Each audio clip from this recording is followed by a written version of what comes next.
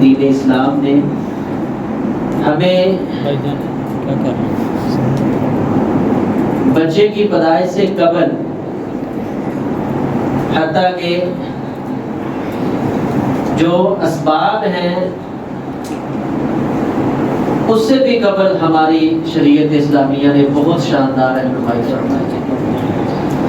اللہ تعالیٰ کا یہ نظام ہے کہ بچے کی ولادت یہ نکاح کے عوض میں ہے۔ تو نبی علیہ الصلوۃ والسلام نے نکاح کے احکام، نکاح کی خبریں جو ہمیں دی ہیں، اس میں سے سب سے پہلے تو آپ نے اس امت کے ہر نوجوان بالغ عاقل کو حکم دیا، یا معشر الشباب من استطاع منکم الباءۃ فلیتزوج، اس کو شادی کرنی چاہیے، اور بنا شادی کے زندگی بسر کرنے کو نبی علیہ الصلوۃ والسلام نے پسند نہیں کیا۔ اتفاقی طور پر لیٹ ہو جائے یا ہو ہی نہ، یہ الگ بات ہے، لیکن کوئی بندہ عزم کرے کہ میں نے شادی نہیں کرنی، تو جس شخص نے یہ کہا تھا تو آپ نے اس کو فرمایا تھا وَمَن رَغِبَ عَن سُنَّتِي فَلَيْسَ مِنِّی، جس نے میرے طریقے سے منہ موڑ لیا اس کا میرے ساتھ کوئی تعلق نہیں ہے۔ اور اس کے بعد پھر ہماری رہنمائی کی کہ شادی میں اصول کیا ہے، فرمایا تُنْكَحُ الْمَرْأَةُ لِأَرْبَعٍ، چار میں سے کوئی ایک وجہ ہوتی ہے یا چاروں وجہ ہو سکتی ہے جو عورت سے شادی کرنے کی وجوہات ہیں، لِجَمَالِهَا وَلِحَسَبِهَا وَلِنَسَبِهَا وَلِدِينِهَا، یا تو اس کی خوبصورتی کی وجہ سے، یا اس کے اعلیٰ قوبے قبیلے خاندان کی وجہ سے، یا اس کے مال کی وجہ سے، اور یا اس کے دین کی وجہ سے اس کے ساتھ شادی کی جاتی ہے۔ تو نبی کریم صلی اللہ علیہ وسلم نے فرمایا فَاظْفَرْ بِذَاتِ الدِّینِ، دین والی لے کر کامیاب ہو جا، تاربت یا داغ اگرچہ کہ تیرے ہاتھ خاک آلود کیوں نہیں ہو جائے، یعنی تجھے ظاہری طور پر خسارہ کیوں نہیں اٹھانا پڑتا، خسارہ اٹھا لے، یہ بڑا نفع کا سودا ہے کہ اگر جو ہے بیوی یہ نیک مل جائے۔ کیوں؟ عمومی طور پہ ہمارے یہاں یہ بات ملتی بھی ہے کہ بچے کی سب سے پہلی جو درسگاہ ہے وہ ماں کی گود ہے، تو جب ماں کو دین کا نہیں پتا تو وہ بچوں کی تربیت کیا کرے گی دین کے حوالے سے۔ تو اس لیے کوشش کرنی چاہیے کہ رشتے کے اندر انتخاب دین کا ہونا چاہیے۔ جب دین کا انتخاب ہوگا پھر لڑائیاں، جھگڑے، اختلافات، کیونکہ جن بنیادوں کے اوپر ہماری عمومی لڑائیاں جھگڑے ہوتی ہیں وہ دنیا ہے، خوبصورت ہی ہے، مال ہے، جب یہ پہلے بنیاد کے اندر ہی شامل ہی نہیں ہوگا تو پھر انشاءاللہ اختلافات کم ہوں گے۔ اسی طرح رسول اللہ صلی اللہ علیہ وسلم نے اپنے صحابہ کی جو شادیاں کروائی ہیں دین کی بنیاد پر، بلال حبشی رضی اللہ تعالیٰ عنہ کو دیکھ لو، اور عبد الرحمن بن عوف رضی اللہ تعالیٰ عنہ کو دیکھ لو، جلیبیب صحابی کو دیکھ لو، اور وہ انصاری گھرانے کو دیکھ لو، یعنی اور پھر نبی علیہ الصلوۃ والسلام کہتے ہیں نا سید زادی، آپ کی پھپھو کی بیٹی ہے زینب رضی اللہ تعالیٰ عنہ، اور دوسری طرف نبی کریم صلی اللہ علیہ وسلم کے منہ بولے بیٹے حضرت زید رضی اللہ تعالیٰ جو کہ حقیقت میں ماں جی خدیجہ کے غلام ہیں، خریدے ہوئے ہیں، ان کے چچا نے خرید کے ماں جی خدیجہ کو تحفے میں دیا۔ تو اس کے یعنی ایک غلام کی ایک سید زادی کے ساتھ شادی کروا کے مجھے اور آپ کو یہ سبق دیا ہے کہ شادی اور نکاح یہ ہمارے اسلوب اور قانون کے ساتھ نہیں ہے، دین کی بنیاد پر ہوگا تو کوئی مسئلہ نہیں ہے، اس میں خیر ہی خیر ہوگی۔ جب شادی ہو جائے، نکاح ہو جائے، تو اس کے بعد اللہ تبارک و تعالیٰ نے ہمیں احکامات، اللہ تبارک و تعالیٰ فرماتے ہیں فَابْتَغُوا مَا كَتَبَ اللَّهُ لَكُمْ، جو اللہ نے تمہارے لیے اولاد لکھی ہے اس کی تلاش کرو۔ اس میں بھی ہمارے یعنی شادی کے بعد جو معاملات ہوتے ہیں ہر چیز کا پتہ ہے کہ بگڑے کہاں ڈالنے ہیں، شور شرابہ کہاں کرنا ہے، بننا ٹھننا کہاں ہے، لیکن شریعت کیا کہتی ہے؟ بچہ تو بچہ، بچے کے باپ کو بھی نہیں پتا ہوتا، بچی تو بچی کی ماں کو نہیں، باقی مدے دینے والی ہزاروں پاس آ جائیں گی، فلاں ہو جائے گا، ٹمکان ہو جائے گا، لیکن شریعت کیا کہتی ہے؟ کوئی نہیں بتائے گا۔ تو رسول اللہ صلی اللہ علیہ وسلم نے جو صحابہ کو تعلیمات دی وہ کیا تھی کہ جب دلہن کے اوپر جو نئی نویلی دلہن آئی ہے اس پہ خامد کی جب پہلی نظر پڑے تو وہ اللہ تعالیٰ سے خیر طلب کرے. اللہم انی اسألک خیرہا وخیر ما فی جبلتہا واعوذ بک من شرہا وشر ما فی جبلتہا. اے اللہ اس کے اندر جتنی خیریں ہیں میں سب کا طلبگار. یا اللہ اس کو میرے لیے باعث خیر باعث برکت بنا دے. اگر اس کے پیشانی میں کوئی شر موجود ہے یا اللہ میں تیرا بندہ اس خوشی کے موقع پہ بھی تجھے نہیں بھولا. میں تیرے سے التجا کرتا ہوں کہ اے میرے مولا اس کے شر سے مجھے میرے خاندان کو محفوظ، اس شر کو خیر کے اندر تبدیل فرما. تو ہمیں پتہ ہی نہیں، دعا یاد ہی نہیں. اور مطلب میں کہتا ہوں شاید ہم میں سے اکثر کو پتہ ہی آج چلا ہو کہ دعا بھی اس موقع پہ پڑھنی، ورنہ باقی کام اتنے سر پہ چڑھے ہوئے ہیں ہمیں فکر کم ہی ہوتی ہے ان چیزوں کی. اس کے بعد نبی علیہ الصلوۃ والسلام کا طریقہ اور آپ کا جو دستور آپ نے سکھایا وہ کیا ہے کہ جو اپنی دلہن ہے اس کے بالوں کو ایسے پیشانی کے بالوں سے اس کو آہستگی کے ساتھ پکڑنا ہے اور دعا پڑھنی ہے. بسم اللہ اللہم جنبنا الشیطان وجنب الشیطان ما رزقتنا. اے اللہ تیرے نام کے ساتھ ہی ہر کام کی ابتدا ہے. تو مجھے بھی شیطان سے بچا، میرے گھر والوں کو بھی شیطان سے بچا. اور آج ہمارے اس مباشرت کے وقت میں جو خیر و برکت کا معاملہ اگر اولاد کا حصول ہے تو یا اللہ ہماری اولاد کو بھی شیطان کے شر سے محفوظ فرما. اور یہ کیسا عظیم و شان، یہ عام دعا نہیں ہے. نبی کریم صلی اللہ علیہ وسلم نے فرمایا جب بچہ پیدا ہوتا ہے تو ہر بچے کو شیطان جو ہے نا وہ چوکا لگاتا ہے کہ میرا بھی تیرے ساتھ کوئی تعلق ہے. فرمایا سوائے عیسیٰ علیہ السلام اور اس کی ماں مریم کے. کیوں کہ جیسے وہ حاملہ ہوئی تھی تو انہوں نے سب سے پہلے انی اعیدھا بک وذریتھا من الشیطان الرجیم، اس خوشی کے موقع پہ سب سے پہلے اللہ سے دعا کیا کی تھی؟ اے اللہ یہ میری اولاد شیطان کا اللہ کار نہ بن جائے، یا اللہ دنیا میں آئے تو تیرے دین کی خدمت گار بننی چاہیے. تو فرمایا اللہ نے کہ دعا اس طرح قبول کی کہ مریم اور عیسیٰ علیہ السلام دونوں کو اللہ نے شیطان کے شر سے محفوظ فرما دیا. تو یہ ہماری رہنمائی شریعت اسلامیہ نے اس حالت میں کی ہے. اور پھر نبی علیہ الصلوۃ والسلام کا عمومی جو معمول ہوتا ہے عشاء کے بعد، صحیح بخاری میں ہے، آپ بات کرنا پسند نہیں کرتے تھے عام لوگوں کے ساتھ، لیکن آپ اپنی اہلیہ کے ساتھ عشاء کے بعد باتیں کرتے تھے، گفتگو کرتے تھے. یہ بہت ایک مؤثر چیز ہے. جو لوگ آپ میں سے تو عرب کو کسی نے شاید کم ہی پڑھا ہو، عرب کے اشعار جو ہیں، شاعر جو ہیں وہ اپنے اشعار کے اندر ان چیزوں کا بڑا ذکر کرتے ہیں، فطرت کا، کیونکہ یہ لوگ دیہاتی تھے اور فطرتوں کو سمجھتے تھے. تو جو بندہ زیادہ لڑاکو اور جھگڑالو ہوتا تھا تو وہ میدان جنگ کے اندر اپنی جو تفاخرانہ انداز میں جو اشعار پڑھتا تھا اس کا معنی مفہوم یہ ہوتا تھا کہ میں اس دن جو ہے استقرار حمل میں آیا تھا جس دن میری ماں اور باپ آپس میں جھگڑے ہوئے تھے. اب ذرا آپ غور کریں اس کا معنی مفہوم کیا ہے کہ ہماری اولادوں کی تربیت کا بگاڑ بنیاد سے شروع ہو رہا ہے.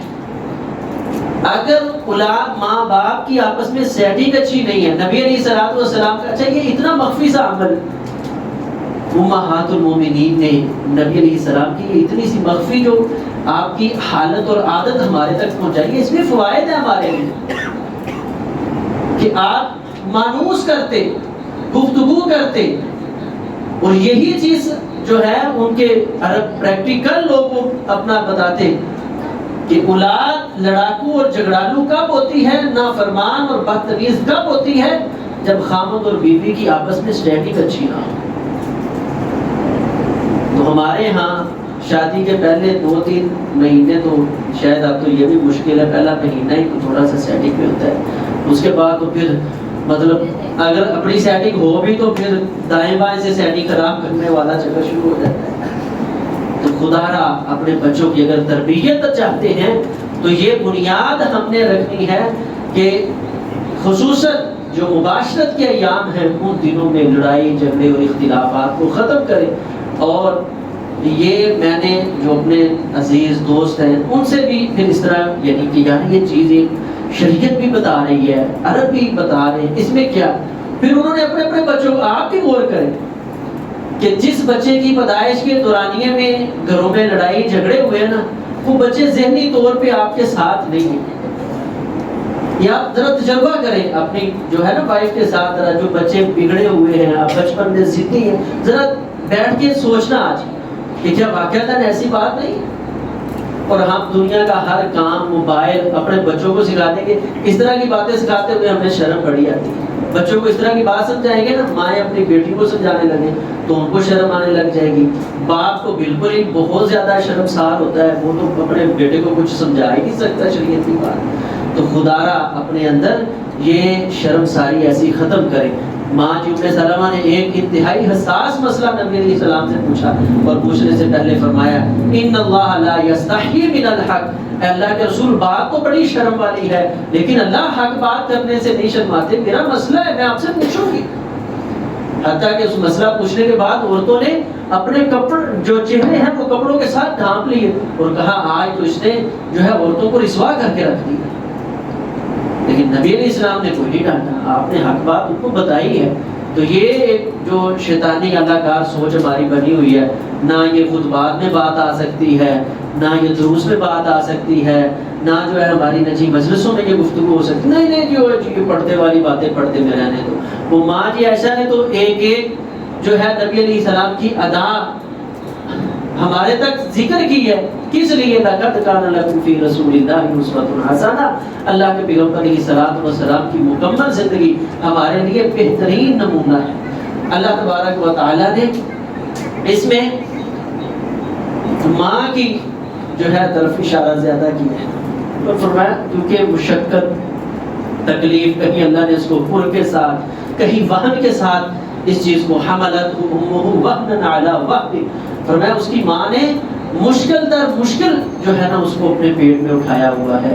ماں کا خون اس بچے کی غذا بنا ہوا ہے، اور ان چیزوں کو ہم نے مد نظر رکھنا ہے. یہاں پر چند ایک چیزیں خصوصی ہیں جو ہمارے معاشرے میں سمجھنے والی ہیں. سب سے پہلے حمل کا اسقاط حمل ہوتا ہے. ایک تو وہ صورت ہے کہ جب کوئی ناجائز بچہ ہو، ولد زنا ہو، تو ہم کہتے ہیں چلے جی عزت بھی بچ جائے گی، اس کا اسقاط کروا دیں. تو جس طرح ایک بندے کو قتل کرنا حرام ہے، اسی طرح حمل کو ضائع کروانا حرام ہے. جو آدمی اس طرح کوئی بچہ حمل جو ہے اس کو ضائع کرواتا ہے یا مشاورت یہ دیتا ہے، وہ قتل کی مشاورت دیتا ہے، اور عند اللہ وہ قاتل ہے. اور اللہ کے پیغمبر اللہ تعالیٰ فرماتے ہیں وَمَن يَقْتُلْ مُؤْمِنًا مُتَعَمِّدًا فَجَزَاؤُهُ جَهَنَّمُ، اس کی جزا اور اس کا بدلہ جہنم ہے. تو نبی علیہ الصلوۃ والسلام کے دور میں وہ جہنہ قبیلے کی عورت آئی تھی، اللہ کے رسول طہرنی یا رسول اللہ، اللہ کے رسول میرے سے زنا ہو گیا، مجھے پاک کر. آپ نے فرمایا اچھا جا دیکھو مجنون نہیں ہے، اس نے کوئی ایسا معاملہ تو نہیں ہے، کس وجہ سے ایسے کر رہی ہے، کہیں ذہنی طور پہ پریشان ہو کر اپنی جو ہے جان دینے کے لیے تو نہیں آ گئی. اس کو سمجھایا، اس نے کہا نہیں میں ہوش و حواس میں ہوں سارا کچھ.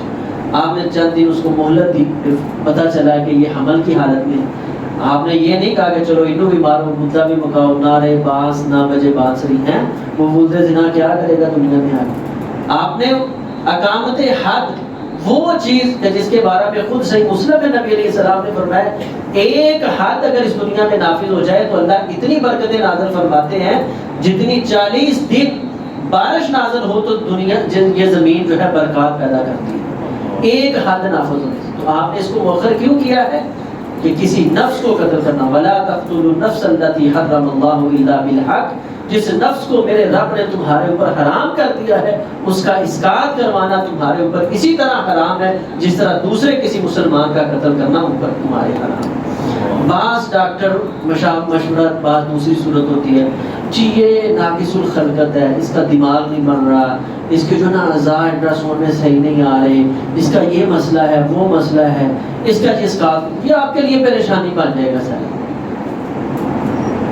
پھر پوچھتے ہیں قاری صاحب ایسا مسئلہ ہے اس کا اسقاط کروا دیا جائے. ایسے بچے کا بھی اسقاط آپ نہیں کروا سکتے بے شک جتنی مرضی. کیوں؟ یہ قتل کرنا ہے. اب میرا رب چاہتا ہے کہ تمہیں آزمائش میں ڈال کے کوئی اعلیٰ درجہ دینا، تم بڑے گناہ گار ہو، میرا رب اس آزمائش میں ڈال کے تمہارے گناہ معاف کرنا چاہتے ہو، تم اللہ تعالیٰ کی حکمت کے سامنے سینہ زوری کرنا چاہتے ہو کہ یا اللہ تو ہمارے درجات بلند کرنا چاہتے ہیں، ہم نے نہیں کروانے۔ اس کی قطعی اجازت نہیں ہے، اور شریعت اسلامیہ اس کی بالکل اجازت نہیں دیتی۔ اور ابن باز رحمۃ اللہ علیہ کے بارے میں آتا ہے، یہ تیسری صورت ہوتی ہے کہ ڈاکٹر کہہ دیتے ہیں کہ یا ماں بچے گی یا بچہ بچے گا، اب دونوں میں سے کسی ایک کے بعد، اور وہ بھی یہ ہوتا ہے اچھا جی ماں کو بچا، اچھا رب نے مارنا ماں کو ہو تو اس کا حمل کے بعد بھی مر جاتی ہے۔ تو اسی وجہ سے ابن باز رحمۃ اللہ علیہ سے بار بار ایک سائل نے آ کے پوچھا، جی یہ ڈاکٹر کہہ رہے ہیں، آپ بتائیں میں اسقاط حمل کر دوں، کرواؤں؟ فرمانے لگے مجھے نہیں پتا۔ وہ پھر آیا، جی ڈاکٹر کہہ رہے ہیں یا ماں بچا رہے ہیں یا بچہ بچائیں تو اسقاط حمل ہو جائے، میں مجھے نہیں پتا۔ اچھا آپ ڈاکٹر پھر کہہ رہے ہیں، میں آپ کس چیز کے مفتی ہو؟ آپ کو یہی نہیں ایک مسئلے کا حل آتا، آپ جب میں آتا ہوں کہتے ہیں مجھے نہیں پتا۔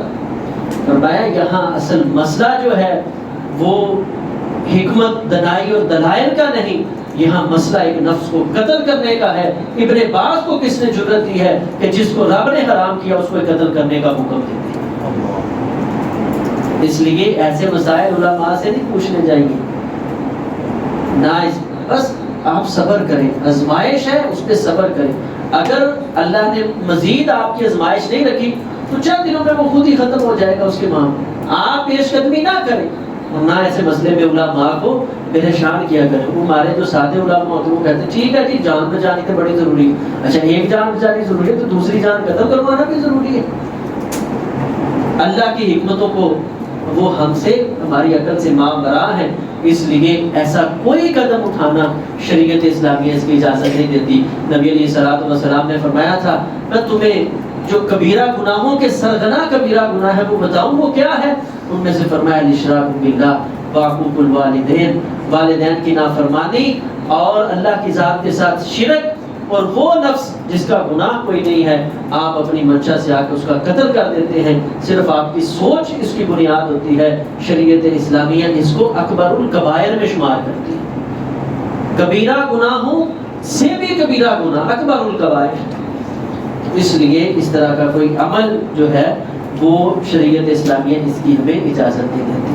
اس کے بعد جو عورت کے لیے یعنی مرد کے ذمہ چیزیں ہیں ان میں سے سب سے پہلی چیز یہ ہے کہ آپ حلال کمائی کا کھانا، ویسے بھی حلال کھانا چاہیے لیکن دوران حمل خصوصی طور پر کھانا جو ہے شکوک و شبہات سے بھی جو مبرہ اور پاک ہو وہ اپنے بچوں کو کھلائے، جو ہے نا اپنی بیوی کو کھلائے۔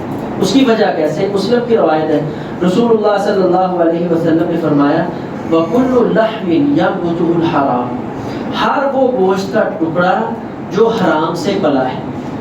اب بچہ جو ہے اس کی غذا کیا ہوتی ہے؟ ماں کا خون، سارا یہ گوشت جو ہے یہ جسم ہڈیاں یہ اسی خون سے بنتی ہیں، لوتھڑا اس سے جو ہے گوشت اس سے ہڈیاں۔ اب شریعت اسلامیہ کہتی ہے کہ جو جسم کا حصہ حرام سے بنا ہے فرمایا فَالنَّارُ أَوْلَى بِهِ، آگ سب سے زیادہ اس کی حقدار ہے، یعنی یہ آگ کے اندر جائے، اس کے دنیا میں آ کر وہی اعمال ہو جو آگ کے حقدار لوگوں کے اعمال ہوتے ہیں۔ تو اگر دوران حمل ہم اپنے جو ہے گھر والوں کو حرام کا لقمہ کھلاتے ہیں، حرام غذا جو ہے وہ ہمارے اہلیہ جو ہے زوجہ جو ہے بیوی جو ہے اس کا جسم کا حصہ بنتی ہے، تو پھر سمجھ لیں کہ ہم اپنا جو اگلی نسل ہے اس کی تربیت کی خرابی کی بنیاد ابھی رکھ رہے ہیں۔ اس لیے ظلم والا پیسہ، شکوک و شبہات والا، سود والا پیسہ، اسے ویسے بھی گریز کرنا چاہیے۔ نبی علیہ الصلوۃ والسلام نے فرمایا تھا نا حرام آدمی جو کھانے والا ہے، فرمایا شاید غبر وہ بڑا گندے کپڑے پہن کے چلتا چلتا بیت اللہ میں بڑا لمبا سفر کر کے آیا، بیت اللہ کے غلاف کے ساتھ چمٹ گیا اور اس نے کہا یا ربی یا ربی، اے اللہ سفر کی تھکن، میری محنت مشقت، ٹائم سارا کچھ دیکھ آیا کیوں ہے، یا اللہ میری ایک بات سن لے۔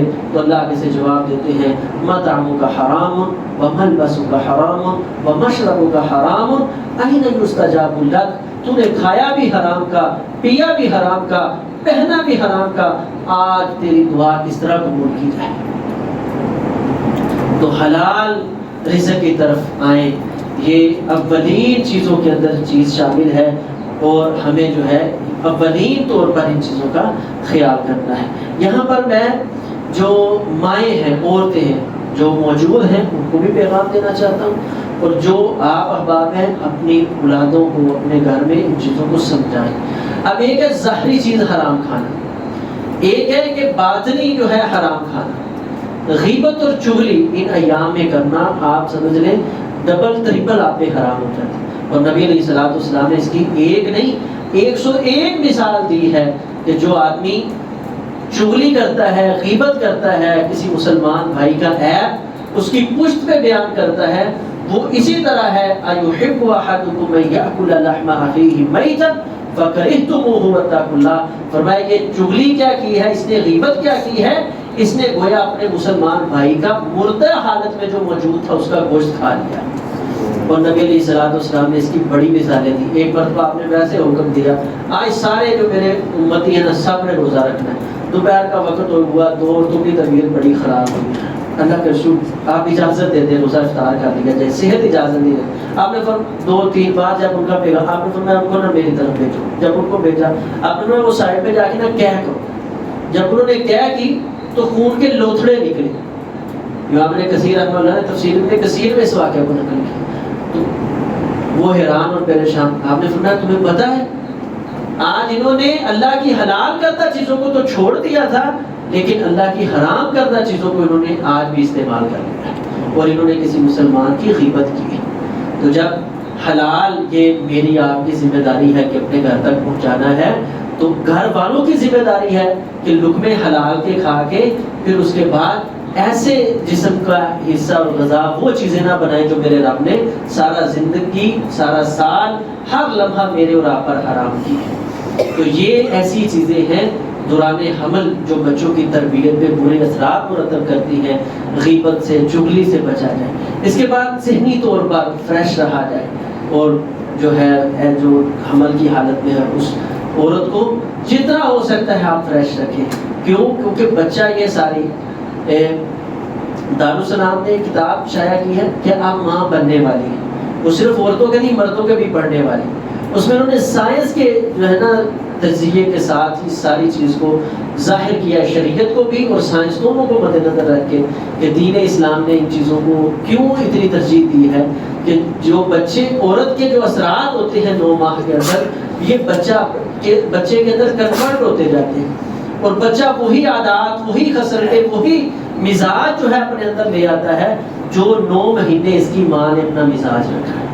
تو اسی لیے نبی علیہ السلام نے ایک حکم تو عام دیا تھا، لیکن اس خاص موقع پر آپ نے کیا فرمایا؟ تبسمک فی وجہ اخیک صدقۃ لک، فرمایا تیرا اپنے مسلمان بھائی کی طرف دیکھ کے مسکرا دینا، ڈری کہاں طرح نہیں دیکھنا، مسکرا کے دیکھنا ہے۔ ساس کی طرف دیکھ رہے ہیں تو ایسے جیسے جو ہے گائے جو ہے وہ کسائی کی طرف دیکھتی ہے، ایسے نہیں دیکھیں، مسکرا کے دیکھیں، مسکراتے ہوئے چہرے کے ساتھ۔ تو مطلب ناند آ گئی ہے، پھر وہی حالت اور کیفیت۔ تو ان چیزوں کو خدا را اللہ کے واسطے، یہ وہ چیزیں ہیں جو میں کہتا ہوں آج کے والدین مجرم ہیں ان چیزوں میں، جو اپنی بیٹیوں کو اپنے بیٹوں کو ایسی چیزیں نہیں سمجھاتے۔ کہ میں آپ کو درد بیان کر رہا ہوں، دکھ بیان کر رہا ہوں، معاشرے کے بگاڑ کا سبب بیان کر رہا ہوں کہ ہمارا معاشرہ کس حد تک گرا ہوا معاشرہ ہے۔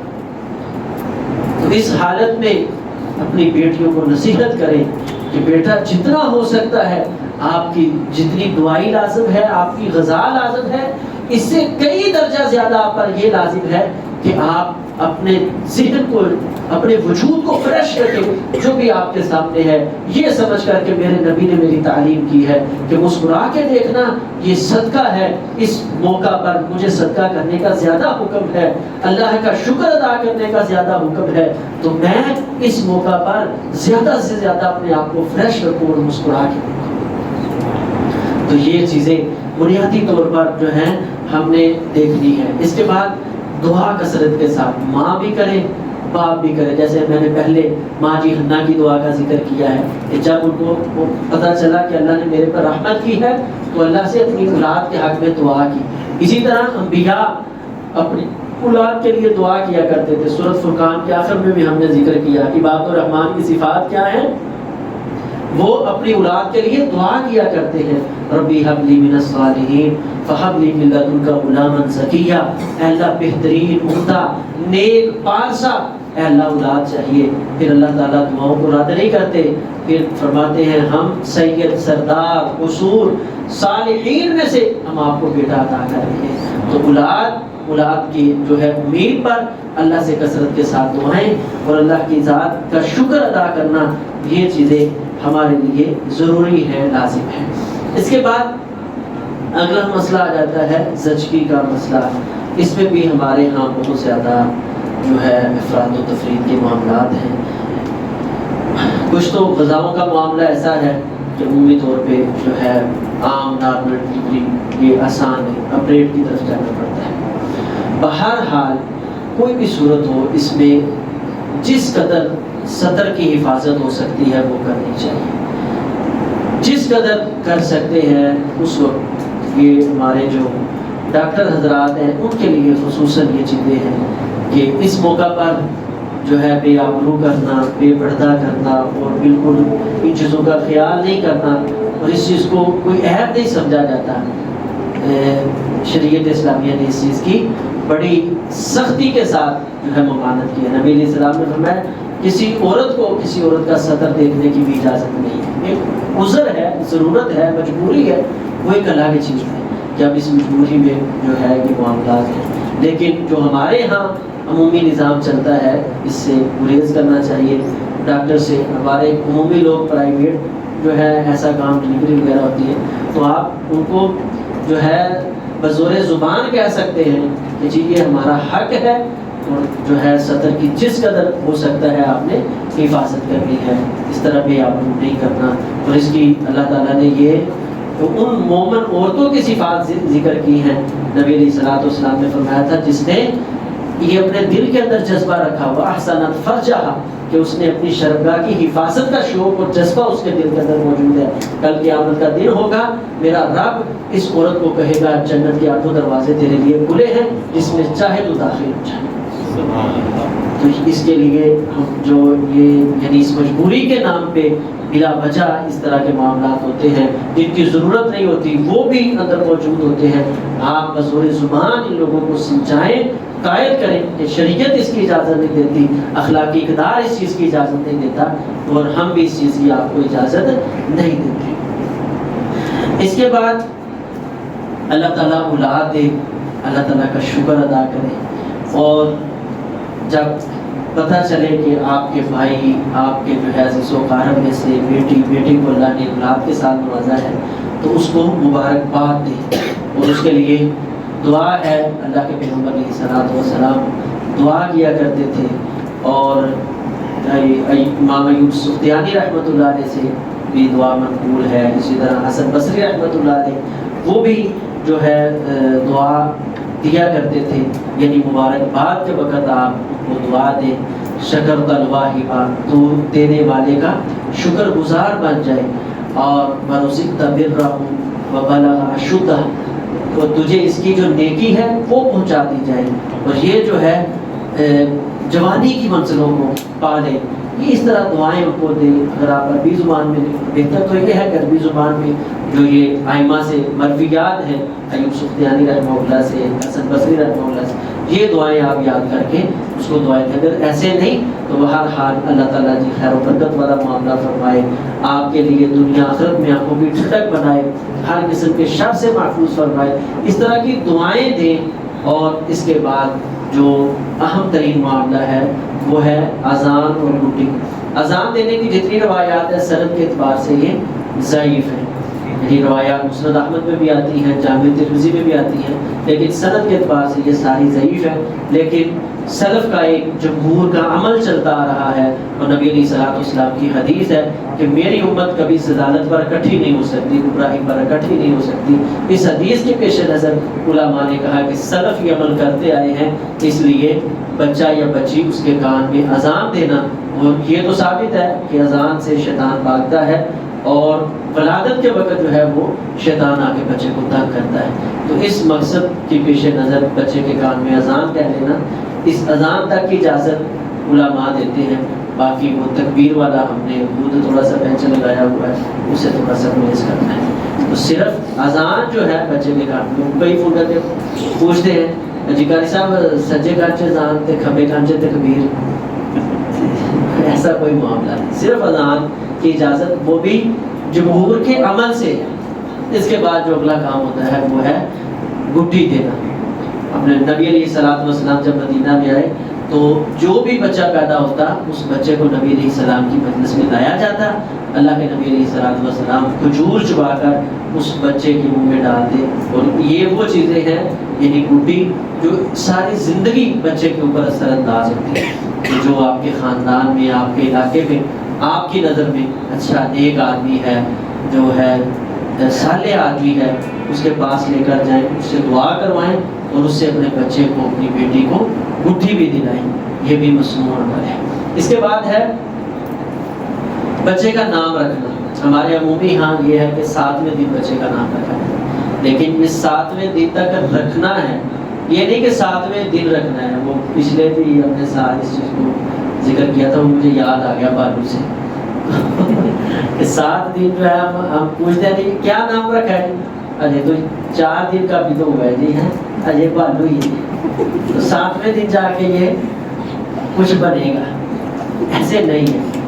7ویں دن تک سوچنے کا آپ کو ٹائم ہے کہ 7 دن تک آپ سوچ سکتے ہیں کہ نام مشورہ کر لیں، ناراض نہ کوئی ہو جائے۔ ایسے موقعوں میں ناراض ہونے والے بھی ماشاءاللہ بہت زیادہ ہوتے ہیں کہ جی خوشی کیوں آگے گھر میں ہے، تو بہرحال کسی کو ناراض نہیں کرنا، مشاورت کر لیں کہ جی ہم یہ نام رکھنا چاہتے ہیں، زیادہ نام ہو جائیں تو پھر آپ پورا ڈال لیں کہ 3-4 نام اکٹھے کر کے ایک نام اٹھائیں گے، جو نام مل گیا وہ نام ہم اس بچے کا رکھ دیں گے۔ بہرحال پہلے دن، اگر بعض لوگوں نے ولادت سے پہلے ہی نام سوچا ہو تو آپ پہلے دن ہی اس کا نام رکھ دیں، اس میں کوئی حرج نہیں۔ نبی علیہ الصلوۃ والسلام نے حضرت ابو موسیٰ رضی اللہ تعالیٰ عنہ کے ہاں بیٹا پیدا ہوا تو لے کر آئے، تو نبی علیہ الصلوۃ والسلام نے ان کو گٹھی بھی دی، اور ان کا نام جو ہے ابراہیم، حضرت ابراہیم علیہ السلام کے نام پر رکھا۔ اسی طرح حضرت اسماء کے بیٹا پیدا ہوا تو نبی علیہ الصلوۃ والسلام نے ان کا جو ہے گٹھی بھی دی، اور ان کا نام عبداللہ، اللہ کا بندہ، یہ نام رکھا۔ اور یعنی پہلے دن ہی کئی صحابہ کے نام موجود ہیں، نبی علیہ الصلوۃ والسلام نے ولادت کے پہلے دن ہی رکھ دی۔ تو 7ویں دن کا مطلب ہے کہ 7ویں دن سے زیادہ نہیں کرنا، تو یہ نہیں کہ 7 دن تک جو ہے نا ہم نے اس کا نام رکھنا ہی سوچ لیا رکھا ہے تو اس نام کے ساتھ اس کو پکاریں۔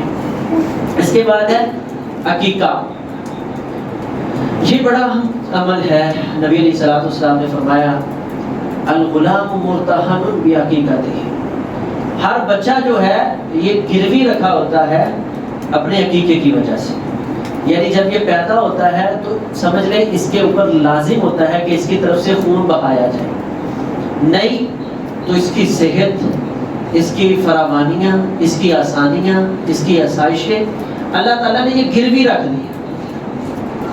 اور اگر بات کے اس کے معاملات ہیں، شارحین نے بڑا سخت اس مسئلے کو لکھا ہے، ہمارے ہاں اس مسئلے کی حساسیت کو نہیں سمجھا جاتا، لیکن محدثین نے اس مسئلے کو بڑا، پہلی تو بات یہ ہے کہ عقیقہ کرنا یہ فرض ہے، اور 7ویں دن آپ کریں گے تو یہ سنت ہے، یعنی کرنا آپ پر فرض ہے، 7ویں دن کریں گے تو ایک فرضیت ادا ہو گئی، اور دوسرا نبی علیہ الصلوۃ والسلام کے طریقے کی موافقت کا بھی آپ کو اجر مل گیا۔ من احب سنتی فقط احبنی ومن احبنی کان معی فی الجنہ، کہ جس نے میرے طریقے کے ساتھ محبت کی اس نے میرے ساتھ محبت کی، جس نے میرے ساتھ محبت کی وہ کل قیامت کے دن جنت میں میرے ساتھ ہوگا۔ تو یعنی سب سے پہلی چیز ہمیں جو سمجھ آئی ہے وہ کیا ہے کہ عقیقہ کرنا لازم ہے۔ اگر 7ویں دن کریں گے تو اس میں فرضیت بھی ادا ہو گئی اور سنت کی موافقت کا اجر بھی مل گیا. لیکن اگر 7ویں دن طاقت نہیں ہے تو کبھی بھی جب بھی وسعت ملے وہ عقیقہ آپ نے لازمی کرنا ہے. ہمارے ہاں عمومی جو ہے یہ بھی پایا جاتا ہے مٹھائی یا خوشی کے موقع پر میٹھی چیز ہم منوں کے اندر تقسیم کر دیتے ہیں. عقیقے کی باری یہ گنجائش نہیں ہے. تو یہ مٹھائی شٹائی ٹھیک ہے خوشی کا موقع ہے آپ جتنی مرضی تقسیم کریں, لیکن جب آپ کے پاس عقیقے کی گنجائش نہیں ہے تو آپ جو ہے اس چیز کو ڈیلے کر کے اس کو مؤخر کر کے آپ عقیقے کو ترجیح دیں, کیونکہ اس عقیقے کی وجہ سے جو ہے بچے کی جان یہ لٹکی ہوئی ہے, گروی کے اندر ہے. اور کئی ایسے بچے ہم نے اپنی زندگی میں دیکھے ہیں جو بیمار اور پریشان, والدین بھی پریشان, پتہ چلا جی اتنے پیسے بیماری اس کے علاج پر لگا دیے ہیں لیکن جو ہے اس بچے کے لیے نہیں, بچہ ٹھیک نہیں ہو رہا, اچھا عقیقہ نہیں کیا, اچھا عقیقہ کریں, چند دنوں کے بعد وہ بچہ صحت مند اور ٹھیک ہو جاتا ہے. نبی علیہ الصلوۃ والسلام نے اس کو مرتہن بعقیقت ہی کہہ کر مجھے اور آپ کو یہ چیز سمجھائی ہے کہ یہ بچہ اس کی آسانیاں اور آسائشیں یہ اللہ نے راستے میں گروی کر کے رکھی ہوئی ہیں. اگر آپ بچہ جو ہے سکون کی زندگی جینا چاہتا ہے تو اس کے لیے ہمارے اوپر لازم ہے کہ ہم 7ویں دن بچے کی طرف سے عقیقہ کر دیں. اگر 7ویں نہیں تو بعد میں جو ہے جب بھی اللہ تعالیٰ وسعت لازمی جلد سے جلد عقیقہ کرے, پیسے جوڑ لیں مختصر سا کر کے اس کا عقیقہ جانور دیکھیں. اس میں شریعت نے کوئی شرط نہیں لگائی کہ یہ قربانی والے جانوروں کی طرح 2 دانتا چھوٹا بھی ہو کوئی مسئلہ نہیں, اور بڑے جانور کا تو عقیقہ شریعت نے رکھا ہی نہیں. اونٹ, گائے, بیل, اس کا شریعت نے عقیقہ جو ہے وہ رکھا ہی نہیں, صرف چھوٹے جانور کا ہے. تو بس چھوٹا جانور اس میں بھی 2 دانتا ہونا شرط نہیں ہے. اگر کوئی اس میں چھوٹا موٹا عیب ہے چلے آپ کو سستا ملتا ہے, ایک سہولت ہے نا, آپ کر سکتے ہیں, کوئی مسئلہ نہیں ہے. لیکن اگر پسندیدہ اللہ نے آپ کو وسعت دی ہے تو پھر اصول ہے لن تنالوا البر حتى تنفقوا مما تحبون, پسندیدہ چیز اللہ کے راستے میں خرچ کرنی چاہیے. اس کے بعد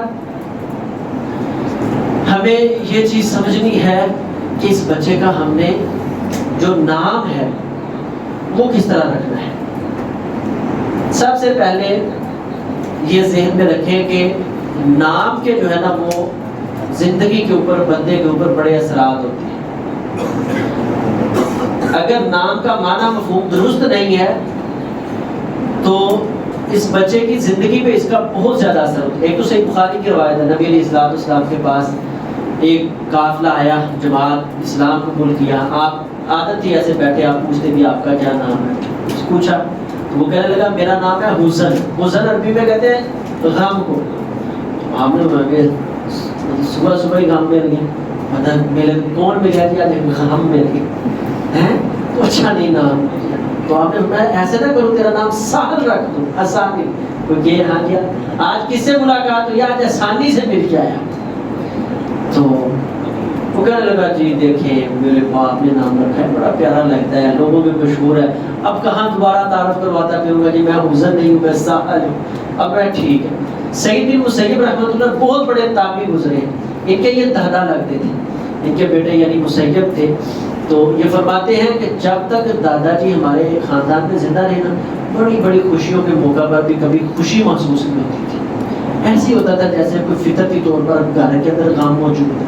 بابا جی جو موجود تھے حسن, تو یہ مقصد سمجھ لیں نام کا بڑا اثر ہوتا ہے.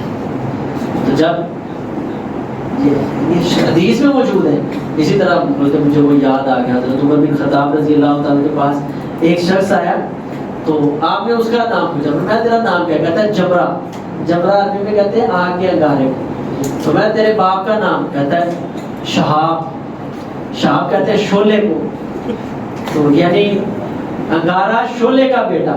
تو میں کہتا اچھا کس خاندان سے ہے, تو رہتا کہاں, تو کہتا ہے حرۃ النار, آگ کی گرمی میں رہتا ہوں. تو میں ولی تھے رب کے, نبی کے صحابی تھے, اور غصہ آیا فرمایا جا پھر کار جا, سارا کچھ تیرا چل گیا. صحابی بیان فرماتے ہیں جب اس کے گھر گئے تو گھر کو آگ لگی. تو نام کا بہت زیادہ اثر ہوتا ہے. تو اس لیے نام رکھنے میں سوچ سمجھ کر, بڑے عجیب عجیب نام. مولانا محمد حسین شیخ پوری رحمۃ اللہ علیہ وہ ذکر کیا کرتے تھے اپنی زندگی کے نا واقعہ.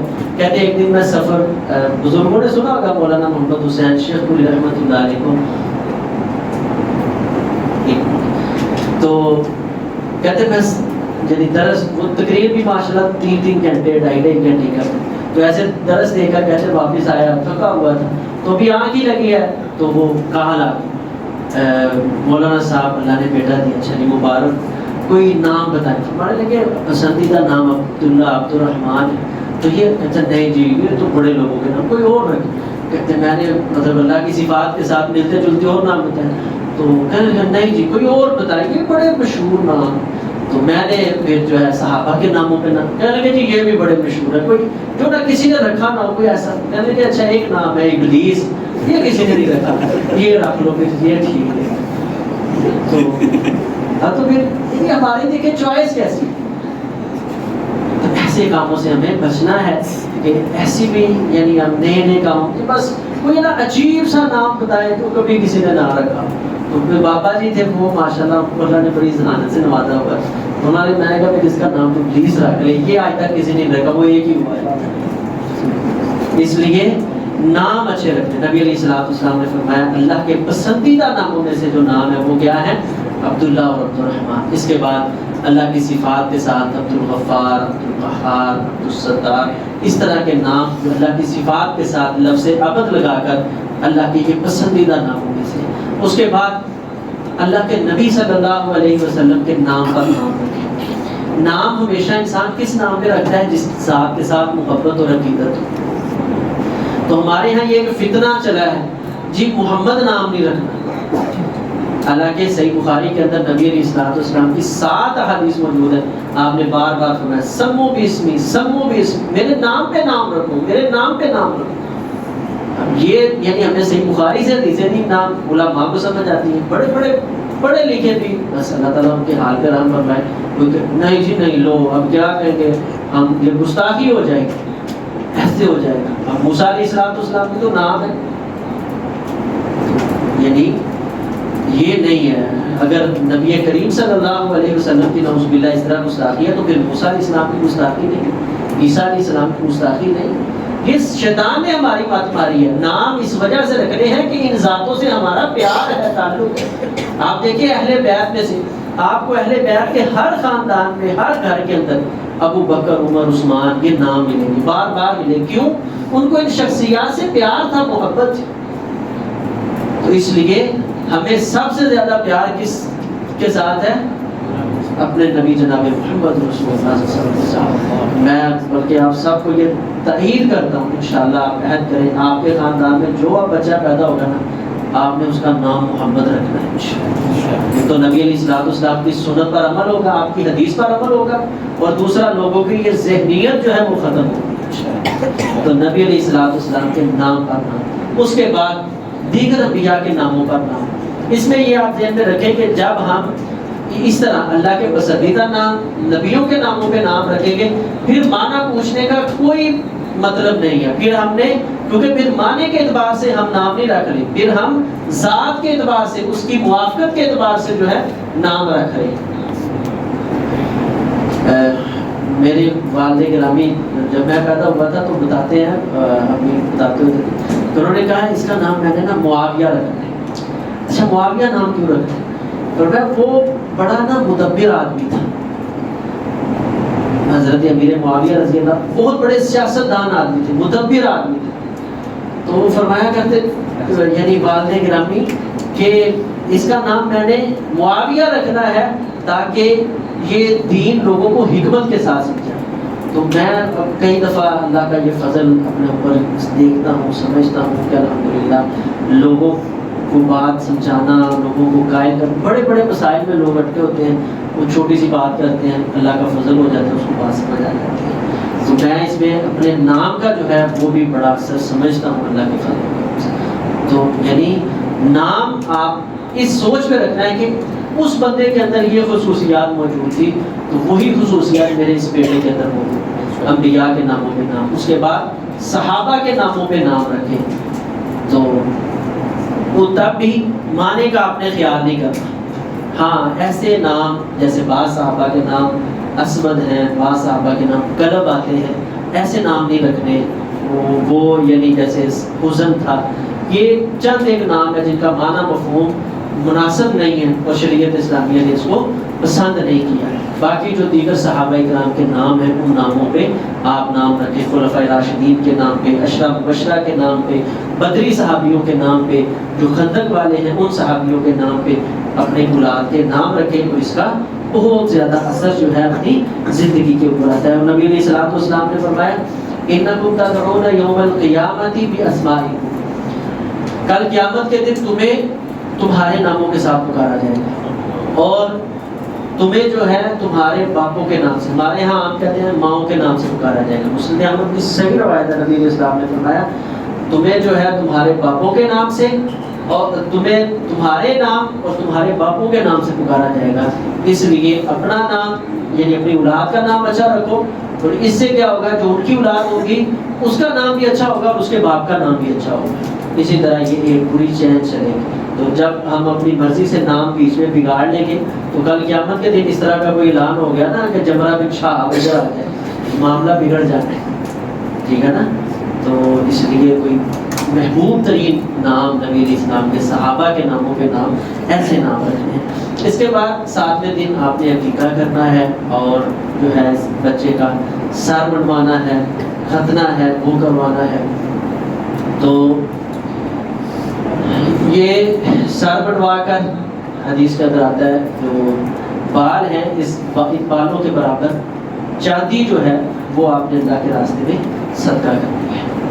یہ بھی بچے کا حق ہے، اس کی تربیت میں اس کا بھی ایک اثر ہے کہ آپ اس خوشی پر جو ہے اللہ کے راستے میں صدقہ کریں. تو جتنے بال اس کے ساتھ کے ہیں اس کے برابر چاندی اللہ کے راستے میں صدقہ کریں، یا اس چاندی کی مقدار میں جو رقم بنتی ہے وہ آپ اللہ کے راستے میں خرچ کر دیں. اس کے بعد بچے کا ختنہ ہے. ختنے کے معاملے میں بہتر اور مناسب یہی ہے کہ 7ویں دن کر دیا جائے، لیکن کئی ایک علماء وہ اس چیز کو پسند کرتے ہیں کہ بلوغت کے قریب جو ہے ختنہ ہونا چاہیے. عبداللہ بن عباس رضی اللہ تعالیٰ عنہ جو ہے نا ان کا صحیح بخاری کے اندر آتا ہے، ان سے پوچھا گیا تھا نا کہ جب اللہ کے نبی علیہ السلام اس دنیا سے گئے تو کیا آپ بالغ تھے؟ تو وہ فرمانے لگے ہاں تب میرا ختنہ ہو چکا تھا. اور ساتھ یہ وضاحت بھی کی کہ ہمارے لوگ بلوغت کے قریب تک اس سے پہلے ختنے کو پسند نہیں کرتے تھے. تو بہرحال اس میں جو ہے ظاہری طور پہ قباحتیں زیادہ ہیں، تکلیف زیادہ ہے، مشقت زیادہ ہے. 7ویں دن جو ہے اس میں آسانی ہے، اور نبی علیہ الصلوۃ والسلام کی حدیث میں اشارہ بھی 7ویں دن کا ہی ہے کہ امید الاذی، اس سے جو تکلیف والی چیز ہے وہ 7ویں دن دور کر دو. اس سے مراد بالوں کا کٹوانا بھی ہے اور ختنہ کروانا بھی ہے. تو 7ویں دن ختنہ یہ زیادہ مناسب رہے گا اور یہی زیادہ بہتر ہے. اس کے بعد بچے کے پاس ایسے الفاظ ایسے جملے رکھنے چاہیے کہ وہ بچے کی تربیت پہ بہت زیادہ اثر انداز ہوتی ہے. ایک تو بچہ جو کچھ دیکھتا ہے، ہم دیکھتے ہیں نا تو بچہ وہی کرتا ہے. مطلب ہم کسی کو آنکھیں نکالتے ہیں 2-3 بار سامنے نکالیں تو وہ کل کو خود ہی ماما بابا کر کے تو آنکھیں نکال کے دکھائے گا کہ ابا جی نکال ایسے کیا. یعنی بچہ کاپی کرتا ہے. اور سائنس بھی یہی کہتی ہے کہ بچہ جو ہے یہ ایسے نہیں بولتا، اس کے دماغ میں اللہ نے ایک سمجھ لیں میموری کارڈ لگایا ہو. تو یہ 50 لاکھ الفاظ اپنے دماغ میں محفوظ کرنے کے بعد ایک لفظ اپنی زبان سے جاری کرتا ہے ماما. تو اس کا مطلب ہے کہ جو اس کے دماغ میں داخل ہوتا ہے اس کے بعد اس نے، یعنی جب بچہ بولے تو بار بار کہتے ہیں آپ کی ماما کدھر ہے، ماما کہاں ہے، بلاؤ نا ماما، پاپا کدھر ہے. تو یہ یعنی پہلے سے بھی اس طرح بہن بھائی دیگر جو ہے الفاظ بولتے ہیں. یا اسی طرح دیکھیں جو پہلا بچہ ہوتا ہے وہ جلدی نہیں بولتا، جو دوسرے بچے ہوتے ہیں بعد والے تیسرے چوتھے میں وہ جلدی بولنا شروع ہو جاتے ہیں. اس کی وجہ کیا ہوتی ہے کہ اس کو الفاظ زیادہ میسر آ جاتے ہیں تھوڑے وقت کے اندر. اگر یہاں پر نبی علیہ السلام کی حدیث کے مطابق عورتوں کو تو میں کہوں گا نا آپ نے فرمایا تھا میں نے جہنم میں کی کثرت دیکھی. عورتوں نے کہا ہمیں کیوں دیکھا جی زیادہ جہنم میں؟ تو آپ نے فرمایا یکفرن العشیر ویکسرن اللعن، خامد کی ناشکری ہو اور کثرت سے لان تان کرنے کا. تھوڑی سی بات ہے فٹے منہ ٹڑکی پہ جائے تین موت نہیں آتی. بچوں کو جب ہم ایسے الفاظ بار بار سنائیں گے تو یہ بچہ کل کو یہ نہیں کہے گا ماں میں تیرے پہ جان دیتا، یہ بھی کل کو فٹے منہ سنائے گا. تو اللہ کے واسطے پھر میں اپنی ماؤں بہنوں سے یہ گزارش کرتا ہوں کہ خدا کے لیے اللہ کے واسطے اپنے بچوں کی تربیت کے لیے اپنی زبان کی اصلاح کریں، ہمیشہ مثبت الفاظ استعمال کریں. میں اکثر وہ نیٹ کے اوپر بھی موجود ہے شیخ عبدالرحمن السدیس حفظہ اللہ تعالی، ان کا کسی نے پوچھا جی آپ ہر بندے کی خوبی ہوتی ہے ایک مقام پر جانے، امام کعبہ یہ ایک بڑا فضل اور شرف کی بات ہے. اس کے ساتھ ساتھ اللہ نے آپ کو ویسے بڑی عزت دی ہے. باقی اتنے امام ہیں اکثر لوگوں کو ان کے نام ہی نہیں آتے، لیکن عام مسلمان وہ جانتے ہیں شیخ سدیس عبدالرحمن السدیس. اتنی شہرت مقام عزت ہر مسلمان کے دل میں آپ نے گھر کی، اس کی وجہ کیا ہو سکتی؟ تو وہ اپنے انٹرویو میں بتانے لگے، کہتے ایک بار مہمان آ گئے تو بچہ تھا، مجھے بھوک لگی ہوئی تھی تو میں نے کہا ماما میں نے نا کھانا پہلے کھانا ہے. تو عرب کا یہ دستور ہے کہ مہمان کو پہلے کھلانا ہے. تو میں بیٹا نہیں، ہم اپنی دستور کی خلاف ورزی نہیں کریں گے، پہلے مہمان کو کھلائیں گے پھر اپنے گھر کے کسی فرد کو کھلائیں. تو کہنے لگے مجھے غصہ آیا، میں بچہ تھا باہر سے گیا، وہ ریل سی اٹھائی اور لا کے ہانڈی میں ڈال دی. کہا اگر مجھے نہیں دینا تو پھر مہمانوں کو بھی نہیں کچھ نہیں. اب دیکھیں کیسی حالت اور کیفیت ہوگی کہ جو اتنے مہمان نواز لوگ ہیں کہ اپنے بچے کو لقمہ نہیں دینا پسند کرتے، وہ اتنی محنت کے بعد بنا ہوا کھانا ضائع ہوا. تو فرمانے لگی عبدالرحمن جا اللہ تجھے اپنے گھر کعبۃ اللہ کا امام بنا لے. یہ میری ماں نے مجھے بد دعا دی ہے، اس بد دعا کی وجہ سے میرے رب نے مجھے اتنی عزت و مقام عطا کیا. تو ماؤں کے لیے یہ خصوصی پیغام، اپنی اولادوں کو اس طرح کے الفاظ کہ جو ان کی زندگی میں بعد میں جو پھر ہم میری پہلے بات ہوا ہے پھر کوئی نقصان ہو جائے نا تو پھر پتہ نہیں رب نے جلدی قبول کر لینی تھی، میں نہ ہی منہ جو کاٹ دی. اللہ کے لیے میں ابھی آپ کو نصیحت کرتا ہوں منہ سے کچھ نہ نکالا کریں. اور نبی علیہ السلام نے منع فرمایا اپنے اوپر اپنی اولاد کے اوپر بد دعا نہ کرو، ہو سکتا ہے یہی قبولیت کا وقت ہو اور تمہارے لیے ایک امتحان کھڑا ہو جائے.